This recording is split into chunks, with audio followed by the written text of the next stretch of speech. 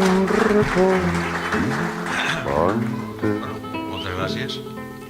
És la primera volta que vaig a un acte públic i no porta res escrit. Són dels luxes que un pot permetre quan va a ser obsequiat amb un premi, per tant no és que ho improvisar massa, però sí que volia confessar això, que encara que tingui un guió mental curtiu, no porta ni una línia escrita, de la qual estic molt orgullós. Si fos al revés, hauria portat els qualfolis, però així em permet el luxe d'improvisar. La sensació que tinc és molt estranya. Pep, mis plorós, jo no sé, esta situació en la que tal, estic encantat. Pep, moltes gràcies. Ens coneixem de sempre, en totes, moltes batalles, com ja he dit, des de batalles de moros fins en l'ensenyament, la cultura, etc. Per tant, tinc certa confusió. És la volta que he rebut un premi sense presentar-me. Tots d'ací s'han presentat molts premis i passen la mà per la paret, i aquesta volta diu, bueno, no em presente i m'emporto un premi, un puny que pesa un colló, tu. Per tant, estic molt agraït per al teu costat, content d'haver participat en este projecte, que és gratis, perquè és de veres. Es coneixem, Santi, abans de la gratis es coneixem de xicotets, de xaval, de la família, de les guitarres, perquè ell i jo tenim un passat un poc fosc, que ve del rock i per tant s'han conegut en altres contextos i d'ahir un poc l'amistat. És interessant que la publicació que tinga 31 anys, és interessant que Néstor també estiguera, quan em va dir Santi que Néstor estava. Néstor i jo el vam conèixer també a través del tema de les comarques centrals, que remuntem al segle passat i que avui en dia i que encara està, és un projecte modern, vàlid, i es coneixem d'aquells moments, no? I d'una revista Bagalina, que és quasi bessona de l'època del gratis, no? I va ser dels anys 86-87 en els que posen en marxa publicacions purament testimonials, però que tenia gràcia que fos Gandia al coll i jo pel mig amb pastres que portava sempre Néstor, perquè Néstor és un tipus molt treballador, molt conseqüent, i jo en el seu dia li diria que era un il·luminat, no? Es coneixem de forma simpàtica, però veig que continua sent igual, és il·luminant, tio molt valent, i que a pesar dels grans parèntesis històrics que hem viscut, continua estant en primera línia de foc. Si estic així com a gestor cultural és perquè Pep Sou em va buscar. Sempre recordaré que va ser una aposta així a la brava, perquè es coneixíem, havíem compartit classes en l'institut, en l'Andreu Sant Pere, i a part d'això es coneixien com a escriptors i a més quasi com a qüestió familiar, des de xicotets que es coneixem i les nostres famílies es coneixen, etc. I vaig rebre la telèfona en 27-28 anys, Jordi, passa això, tu, a Casa Cultura, Centre Cultural. Jo vaig dir, si jo, profe d'institut, que començava en aquells moments, coneixements culturals com sabrà Santi, que venia del món del rock de Carajillo, on havia pres totes les trampes, picardies i tal, i la part poètica i cultural, però sempre recordaré l'aposta i el perill que va córrer. Pep, vas córrer perill perquè vas apostar, tio, i sempre estarà agraït, perquè aquestes coses, anar sobre segur és molt bonico, però dius, Jordi, Casa Cultura, i es posem en marxa l'any 86, en un moment molt interessant. Per tant, el meu agraïment inicial i gran part de la culpa que jo estigui així la tens tu, perquè si no m'hagués cridat per embarcar-me en aquella història, pues ni loco, a mi se m'ocorreix clarament en un rotllo que jo venia d'un món quasi, no dic alternatiu, però distint. El que no vol dir que no fos l'alternatiu quan estava a la Casa Cultura, però bueno, em va permetre conèixer més coses. Per tant, vaig ser un tipus molt afortunat. L'època donava molt de sí, i des d'aquest agraïment inicial que és a Pep Sou com a regidor de Cultura en aquells moments, també el meu agraïment a Toni Miró i a Dàries, que ells eren quasi vells i bueno, no se'n van aprofitar massa de mi, i vaig aprendre molt al seu costat, perquè realment en èpoques com l'actual en què hi ha tants màsters, aquell sí que va ser un màster, però en directe, màster municipal, màster pressupostos, màster de programació musical, cultural, etc.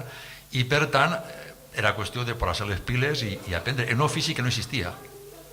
El gestor cultural s'inventa en aquells moments, i el que en aquella època es posava en marxa les cases de cultura, a partir d'ahir comença a néixer i arranca tot. Jo tinc la xamba d'estar-hi enmig, o sigui, jo estava en el puesto i el dia que tocava i em va tocar la loteria en aquest sentit i dins de les cacaus que puguen haver.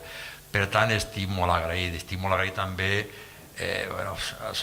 als amics i a tota la gent que he après, que són tota la gent que venim del Club de Sant Roc, dels sindicats, de l'època, parlava Néstor del passat, i jo soc d'aquells que venien, nosaltres som un peliu més joves que tu, però indirectament han conegut allò, d'aquesta combinació de la part contestatària i la part lúdica, del futbol i les manifestacions de l'1 de gener de l'any, quin any?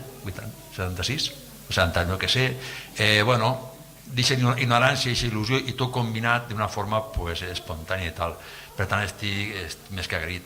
Estic també molt agraït al públic, als ciutadans que durant aquests 15 anys van estar ahí donant la cara en una època en què no hi havia massa teatres, per no dir que no hi havia cap, perquè eren teatres o eren privats, i no hi havia massa teatres, la sala de la cultura plantilla en teníem allí en 2 o 3 persones com a molt, van clavar mà en la zona nord, en l'estiu festiu, o sigui, van clavar en 1000 líos, i sempre van tindre darrere, per sort, el recolzament de ciutadans, no?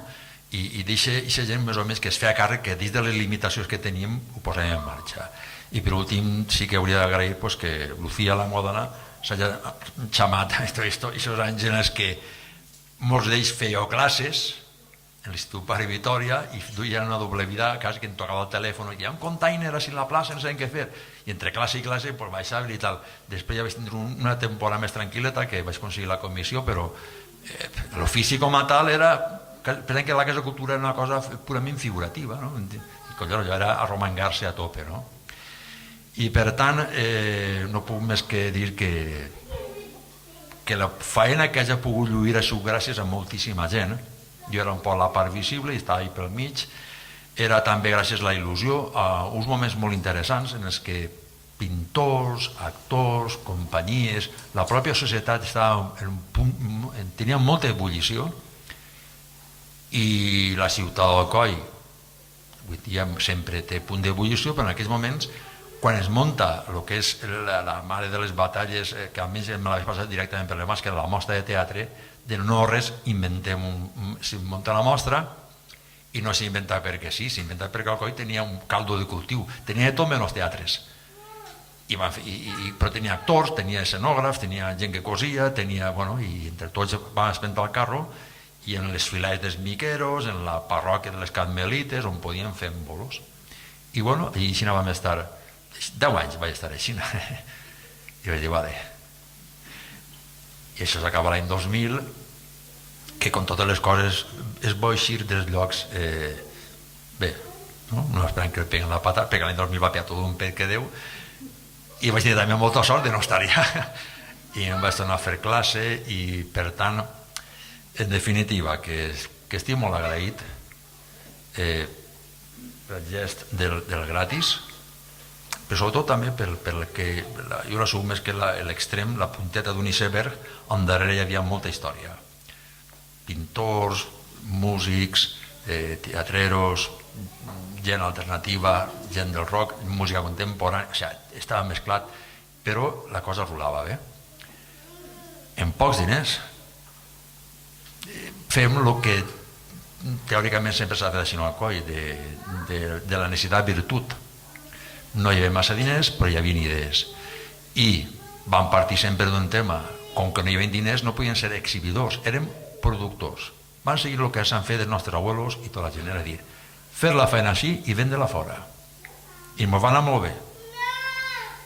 El tema de ser gran recepció no teníem ni teatres ni teníem diners, però sí que teníem idees i teníem gent per a poder així veure la maleteta, com qui diu, i poder vendre, i van vendre molt. I veníem en el sentit comercial, una mala paraula, però sí que ens va conèixer i van reconèixer, van valorar. I no vam fer altra cosa sinó ser fidels a la tradició de la ciutat, que és idees, espenta i pues, buscar-se les garrofes perquè així no hi ha més. Així s'ha inventat el cafè licor i cafè, no hi ha massa cafè, s'inventen les olives farcides, s'inventa Bimbo i tampoc hi ha res, però bueno, el que sí que tenim és cabet i ojalà mantinguem encara aquest punt, perquè si no m'haurà per un futur ben negre. Així que moltes gràcies a tots i va ser el palmell. Gràcies.